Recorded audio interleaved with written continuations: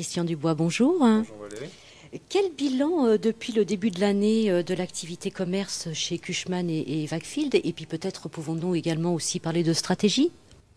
Absolument, un bilan très actif, Valérie. Un bilan très actif avec environ 30 collaborateurs au sein du département commerce aujourd'hui. Environ 720 000 mètres carrés de commerce sous mandat, donc 465 000 de centres commerciaux, 270 000 de retail park et 80 000 mètres carrés de centre-ville. Une progression de nos effectifs depuis 2004 d'environ 50% et une progression de notre chiffre d'affaires d'environ 30% par rapport à l'année 2006. Donc un bilan très positif. Est-ce qu'on peut citer quelques dernières grandes transactions réalisées par votre département?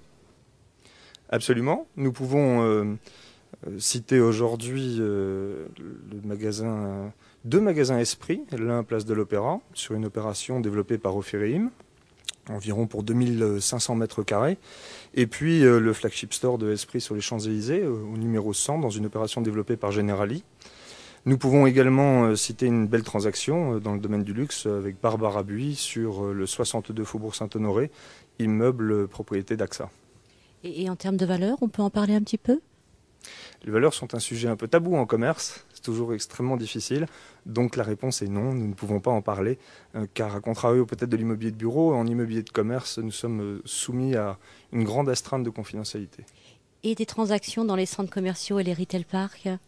Absolument, alors l'implantation par exemple d'une enseigne qui nous fait confiance pour son développement, Puma, sur Vélizy 2 et sur les 4 temps. Et puis surtout la fin de la commercialisation du centre commercial de la Vache Noire, où nous avons été co-commercialisateurs avec les équipes de Multi dans un centre commercial récemment ouvert, propriété de ING. Vous nous parlez maintenant un petit peu de votre stratégie de développement? La stratégie de développement, elle tient en 3 axes. Tout d'abord, peut-être se rapprocher, Cushman & Wakefield doit se rapprocher encore plus du monde de l'enseigne. Donc nous avons aujourd'hui des contrats d'expansion auprès d'enseignes qui nous font confiance, comme Apple ou Puma que je viens de citer. Et nous souhaitons encore plus nous rapprocher des enseignes et effectuer le développement d'enseignes internationales qui n'ont pas encore de présence en France. Ça, c'est un des axes de développement. Le deuxième axe de développement, c'est d'être un acteur de la profession. Nous sommes aujourd'hui très impliqués dans la création du label Valeur Parc, développé par le Conseil national des centres commerciaux. Nous pensons que, à l'instar de la méthode commune de pondération des surfaces, il y a encore beaucoup de champs à faire évoluer dans le monde de l'immobilier de commerce et nous espérons y jouer un rôle très actif. Et un troisième axe de développement qui est aujourd'hui le développement de l'axe régional. Nous venons d'ouvrir le premier bureau Cushman & Wakefield sur Lyon et nous allons développer notre présence régionale, particulièrement pour le commerce de centre-ville. À l'ouverture de ce MAPIC 2007, quel regard portez-vous sur ce marché? C'est un marché qui est extrêmement actif.